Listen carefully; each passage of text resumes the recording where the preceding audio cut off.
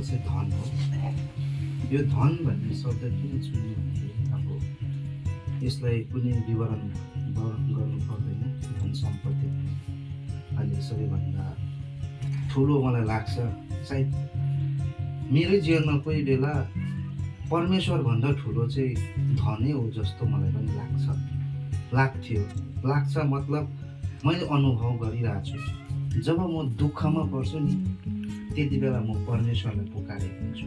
ताकि त्यो धन रुपियाँ पैसा हुँदैन। जुन दिन मलाई त्यो कठिनाइ आइपर्छ त्यो दिन चाहिँ म परमेश्वरलाई पुकारेको हुन्छु। तर जब परमेश्वरले मेरो वचन सुनेर मेरो विश्वास देखेर परमेश्वरले मलाई दिलाउनुहुन्छ नि, जब मेरो पासमा त्यो धन मेरोमा आएको हुन्छ तब म परमेश्वरलाई बिर्सी पठाउँछु। यो चाहिँ मेरो साँचो घटना। अहिले पनि म कति आफैलाई परिवर्तन गर्ने विश्वासमा दरुल भएर बस्ने एउटा म इच्छा गर्दा पनि यो कुरोले मलाई परमेश्वरदेखि टाढो बनाएको छ र बनाइरहेको छ।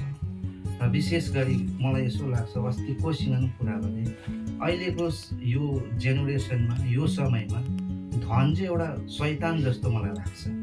पैसा चाहिँ शैतान जस्तो लाग्छ कि रुपियाँ पैसा धन सम्पत्ति हाम्रोमा छ भने हामी परमेश्वरलाई बिर्सी पठाउँछौँ। हामी त्यसै कारण मोज मस्तीतिर लाग्छौँ, इन्जोयमेन्टपट्टि लाग्छौँ, पारिवारिक प्रार्थना हुँदैन, आनन्दले हामी सुत्छौँ।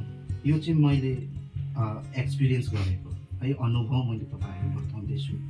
र जब त्यो धन सम्पत्ति आफ्नोमा हुँदैन त्यति बेला मात्रै परमेश्वरलाई हामी सम्झन्छौँ।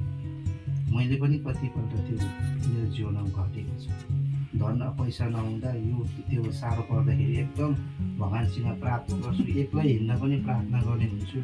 जब त्यो कुरो उहाँहरूले दिलाउनुहुन्छ म परमेश्वरलाई बिर्सी पठाउँछु। र यसैले म विशेष गरी म तपाईँहरूलाई भन्न चाहन्छु है, परमेश्वरको विश्वास चाहिँ एकदम आफूसँग दरिलो भएर अघि बढ्नु नै सबैभन्दा ठुलो हो। हामी धन सम्पत्ति होइन, तर विश्वासमा सबैभन्दा ठुलो हामीले दृढ राखेको छ भने सबै कुरो उहाँले दिनुहुन्छ।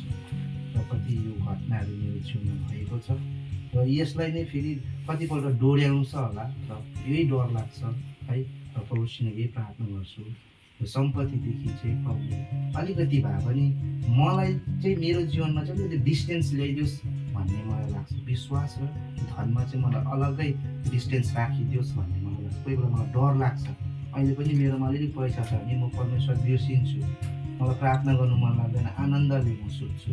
तर परमेश्वरले यही विश्वास गर्छु कि यो कुरादेखि चाहिँ मलाई अलिकति भए पनि परमेश्वरले अलग्गै राखिदिउँ भन्ने म परमेश्वरसँग सधैँ नै प्रार्थना गरिरहेछु। र छोटो सेन तपाईँहरूलाई